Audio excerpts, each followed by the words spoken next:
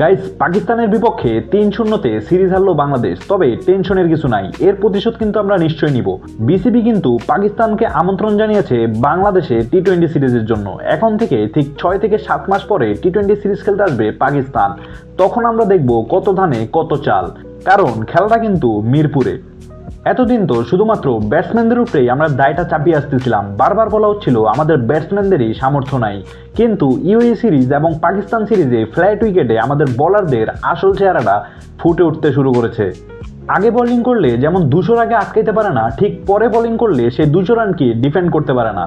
যদিও এই ধরনের পিচে বোলারদের উপরে দায়টা দেওয়া আসলে বোকামি হবে। এই ধরনের পিচে কিন্তু সম্পূর্ণই ব্যাটসম্যান গেম।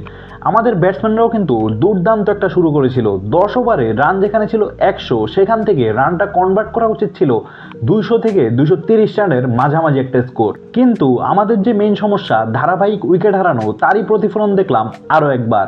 উইকেট পড়ার পরে প্রত্যেকবারই আমাদের রানটা স্লো হয়ে যায়। এই যেমন আজকে শুরুতে রানের গতি খুব ভালো থাকলেও পরবর্তীতে উইকেট হারানোর পরে কিন্তু রানটা অনেকটাই স্লো হয়ে যায়। ১৫ ওভার শেষে আমাদের রান ছিল প্রায় ১৫০ রান। এখান থেকে বাকি ৫ ওভারে মিনিমাম ৭০ থেকে ৬০ রান কিন্তু ইজিলি বের করা যায়। হাতে ছিল আরও ৮টি উইকেট, কিন্তু পরবর্তী ৫ ওভারে আমাদের রান আসে মাত্র ৪৬ রান এবং উইকেট হারায় ৪টি উইকেট, এবং সেখান থেকে বাংলাদেশ স্কোর করে ১৯৬ রান। এই পিচে ২০০ রান কিছুই না, এই পিচে ২০০ রান চেজাবল একটা স্কোর। এবং ওপেনারদের পরে আমাদের যে সকল ব্যাটসম্যানরা ব্যাটিং করতে আসছে তাদেরকে খুব একটা নর্মাল মনে হচ্ছিল না, মনে হচ্ছিল কিছুটা অস্বস্তিতে আছেন। এই যেমন মেহেদী হাসান মিরাজ, তাওহিদ হৃদয় এবং লিটন দাস, এদের তিনজনের ব্যাটিং এর সাথে আমি যদি একটু তানজিম সাকিবের ব্যাটিংটা মিলাই, সেই ক্ষেত্রে তানজিমকে তাদের চেয়ে বেশি কনফিডেন্স মনে হচ্ছিল। তানজিমের শটগুলা তাদের চেয়ে বেশি ভালো মনে হচ্ছিল।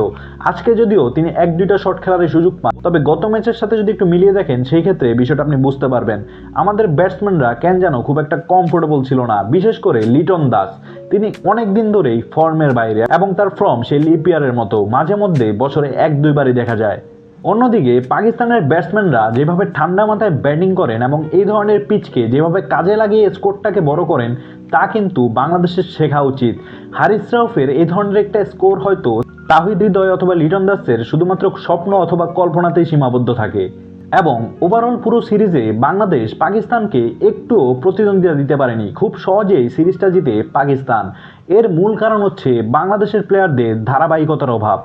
এমন একজন প্লেয়ারও নেই যিনি ধারাবাহিক পারফরমেন্স করে থাকেন। এক ম্যাচে 50 করলে পরের ম্যাচে খুঁজে পাওয়া যায় না। এই যে তানজিদ তামিম এবং পারভেজ ইমন এই সিরিজে রান করলেন, পরের সিরিজে খুঁজে পাওয়া যাবে কিনা তা কিন্তু আপনি খুব একটা গ্যারান্টির সাথে বলতে পারবেন না, কারণ আমাদের প্লেয়ারদের বৈশিষ্ট্যটাই এমন, আমরা ধারাবাহিক হতে পারি না।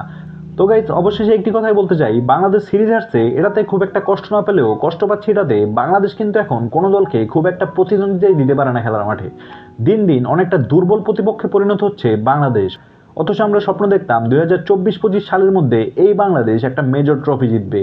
অথচ এই স্বপ্ন এখন আরো কত দূর যায় তাই এখন দেখার বিষয়।